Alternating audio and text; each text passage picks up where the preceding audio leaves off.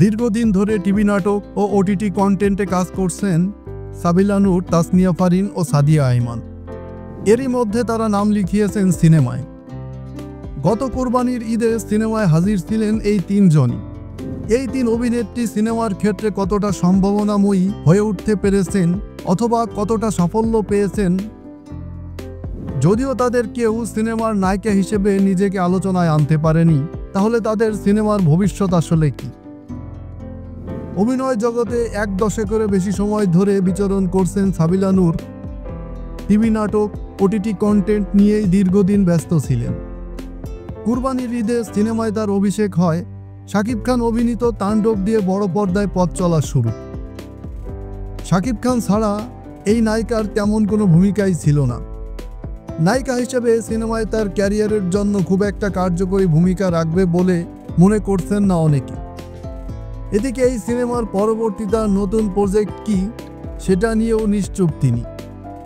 আদৌ কি সিনেমা পাবেন কিনা এ নিয়ে রয়েছে সংশয়, নাকি আবারও থিতু হবেন পুরনো জায়গা অর্থাৎ নাটকে।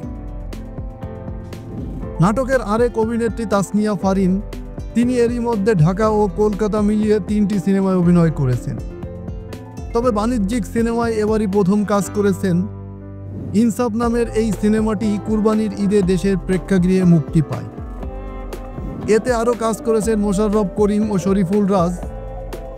সিনেমাটি ততটা সুবিধা করতে পারেনি, তাই বাণিজ্যিক সিনেমার নায়িকা হিসেবে ফারিনও নিজেকে প্রমাণে ব্যর্থ হয়েছেন।